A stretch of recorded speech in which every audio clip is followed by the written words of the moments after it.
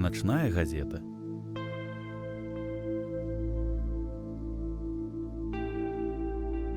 Голод.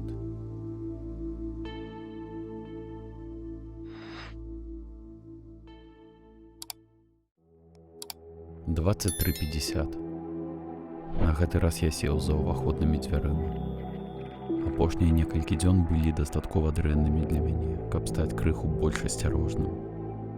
Я ўсё яшчэ прымаў аспірын, каб спыніць мігрэнь, якая пачалася, як толькі загарэлася святло, калі я апынуўся ў пятніцу вечары на ганку. Я больш не рызыкаваў. Было шмат каментараў з просьбамі не знаходзіцца на вуліцы, калі прыйдзе газета. Што, магчыма, гэта яна была прычынай таго, што гульня ў выступ стала рэальнасцю. Я не ведаю. Як і не ведаю, ці гэта адбываецца прастое, як пішуць людзі, што я чытаю тыя газеты. Але я не магу спыніцца, пакуль не. Мне патрэбна прачытаць газету, каб зразумець яе. Зразумець, як шмат ведаў мой бацька і як гэта паўплывала на яго. Я страціў сувязь з маім бацькам. Пахаванне маці было цяжкім для яго, цяжкім для нас усіх. Пасля пахавання ён аддаліўся. Нават не хацеў бы, каб я прыязджаў на дзень падзякі ці каляды. Адна рэч, якую ён сказаў тады, пра якую я ўвесь час думаю, была: гэта мая віна. Ён меў на ўвазе начную газету? Ён думаў, што чытанне нешта зрабіла з маёй мамай? Цяпер яго няма. Медыкі сказалі, што ў яго некалькі цялесных пашкоджванняў. Некаторыя з іх былі старыя, ужо зацягнуўшыся. Падазравалі самапашкоджванне ці нейкі псіхічны зрыў. Калі я прыйшоў сюды, большасць люстэркаў былі або закрыты, або выдалены, або разбіты. Экран ягонага тэлевізара быў закрыты кардонам і схаваны пад коўдрай. Я ўсё яшчэ праглядаю татавы сшыткі. Іх у яго, напэўна, сотні. Большасць нават не мае ніякага сэнсу, проста нейкія словы, мо зашыфраваныя, якія мне цяжка разабраць з-за яго рукі.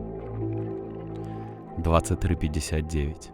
Яшчэ быў час, але я не адчуваў сябе гатовым. Я зноў адчуў, што раблю нейкае глупства, але ў мяне не было выбару. А поўначы, у самы раз над ганкам, згасла святло. Праз замочную шчыліну я бачу, як на прывітальным дыванку ўтвараецца ўжо знаёмая пляма цемры. Потым я міргнуў, і святло заззяла, як раней. Там, дзе ён заўсёды быў, ляжаў новенькі выпуск начной газеты. Я адчыніў уваходныя дзверы і завагаўся. Я глядзеў на гэты пачак пераплеценых чорных старонак з той жа асцярожнасцю, з якой іншыя глядзяць на небяспечныя машыны і драпежных жывёл. Вы не падкладзеце руку пад мясасечку. Вы не паспрабуйце схапіць пацука або янота голымі рукамі. Але я падышоў і ўсё роўна схапіў начную газету. У той момант, калі я адчуў, што яе старонкі датыкаюцца да маёй скуры, я падумаў, што трэба было надзець пальчаткі, што заўгодна. Напэўна, гэта не мела значэння. Я збіраўся прачытаць яе, і гэта, напэўна, было горш за ўсё. Я паўтарыў тое, што хутка стала своеасаблівым рытуалам. Я занёс паперу ў дом, паклаў яе на працоўны стол у кабінеце майго бацькі і выкарыстаў нож з кухні, каб перарэзаць шпагат. Газета павольна разгарнулася, і на мяне выскачыў загаловак. Голад. Масавая гістэрыка ці невядомы вірус. Пасля шэрагу дзіўных падзей, якія доўжыліся ўсяго некалькі дзён, урадавыя чыноўнікі і медыцынскія работнікі з усіх сіл спрабуюць лячыць жыхароў невялікага гораду ў паўночнай частцы штата Нью-Йорк. З-за іх патрабавання назва горада не змяшчаецца ва ўсіх публікацыях. Эпідэмія пачалася павольна. У акаунтах сацыяльных сетак пераважнай часткі жыхароў горада пачалі з'яўляцца нейкія дзіўныя паведамленні. Некаторыя былі прадстаўлены як мілыя. Маё маленькае дзіцё было такое галоднае, што залезла ў кладоўку і з'ела палову сваёй новай скрынкі каш, напісала адна маладая маці. Іншыя былі прадстаўлены як камедыйныя.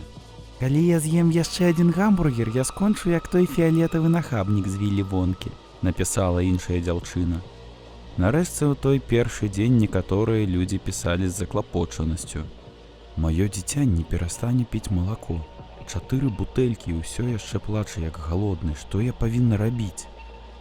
Здавалася, што паціху ўсе жыхары горада пакутуюць ад жахлівага голаду.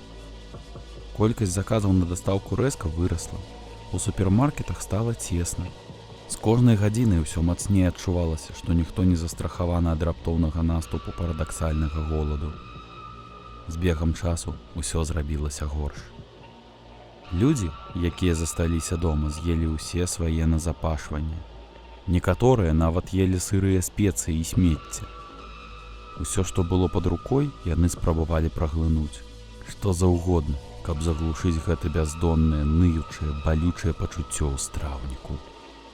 Жыхары горада амаль не спалі ў першыя некалькі начэй, а замест гэтага вырашылі працягваць есці ўсё, што трапілася пад руку. Персанал рэстарана пакінуў кліентаў без нагляду, уварваўшыся на кухню і нават у маразільную камеру, ужываючы ежу і інгрэдыенты ў сыром выглядзе. Мясцовыя прадпрыемствы, якія не падавалі ежу, былі закінутыя, а тыя, што падавалі, былі перапоўнены. Людзі з цяжкасцю выбіраліся праз парадныя дзверы, сядзелі на тратуарах са сваёй здабычай і елі яе на месцы. Адзіная ў горадзе бальніца была запоўненая да краёў. Нешматлікія шчасліўчыкі, якія змаглі дамагчыся лекара, прайшлі праз велізарнае кола медыцынскіх аналізаў. Тэставаліся ўсе магчымыя версіі.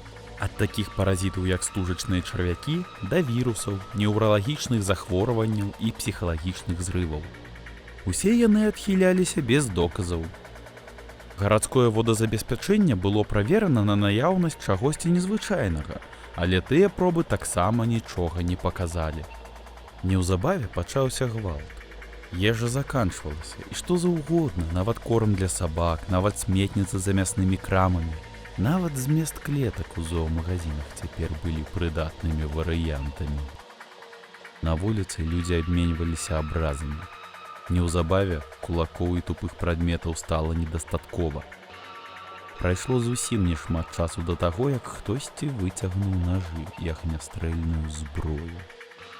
Але нажоў і агнястрэльнай зброі ў пэўнай ступені варта было чакаць.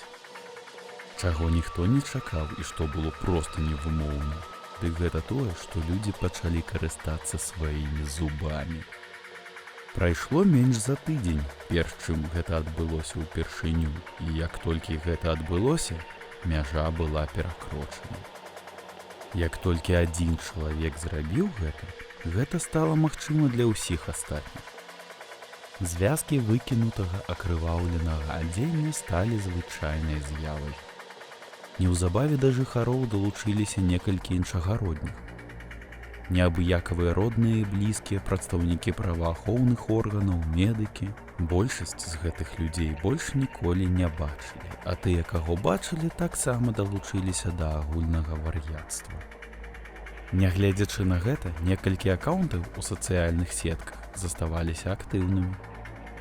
Большасць з іх былі бяззвязнымі або зусім бязглуздымі. Ім проста падабалася ўсё, што звязана з ежай, а крыху пасля проста падабалася ўсё, дзе паказваліся чалавек або хатнія жывёлы.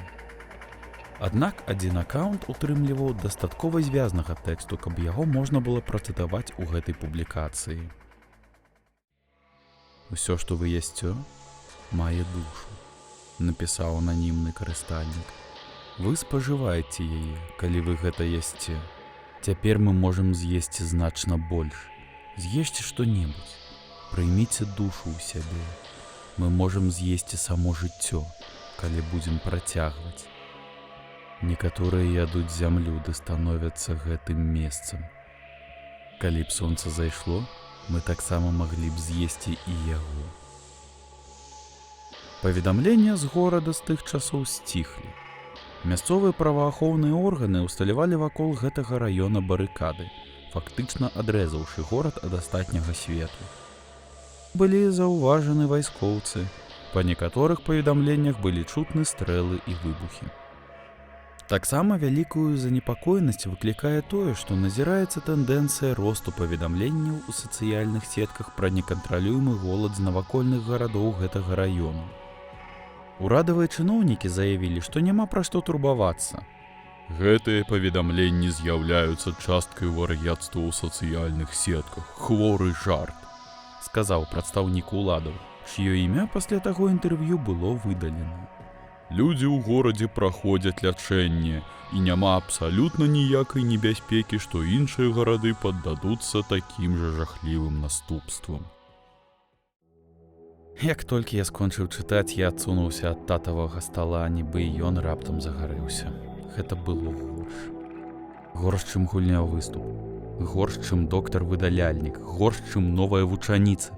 Калі б гэта стала рэальнасцю, гэта было б неймаверна жахліва. Я схапіў з кухні мяшок са смеццем. З дапамогай нажа упіхнуў яго чорную газету і кавалкі шпагаты і аднёс мяшок у бацька ў двор, паклаўшы ўсё гэта на грыль. Начная газета пачала глуха пырскаць, калі упала на металічныя пруты грыля. Я скруціў вечка бутэлькі з вадкасцю для распальвання і перавярнуў яе. Яшчэ да таго, як вадкасць выйшла з сопла, чорныя старонкі пачалі скручвацца, разбівацца на дробныя кавалачкі і ўсплываць. Я ўсё роўна разліў вадкасць для распальвання, але калі яна трапіла на грыль, ад газеты нічога не засталося. Начная газета знікла за лічаныя долі секунды, разбіўшыся на такія дробныя кавалачкі, што я нават не мог бачыць, як і куды яны паляцелі. Я паваліўся на татава крэсла ў гасцінай. Мягрынь уже вярнулася на поўную моц. Вы мелі рацыю. Я не павінен быў гэта чытаць. Я павінен быў паслухаць свайго тату. Калі я ўключыў тэлевізор, ён быў настроены на навіны. Там гаварылася пра некалькі сустрэч з незнаёмым чалавекам, дзіўным чалавекам, які называў сябе доктарам.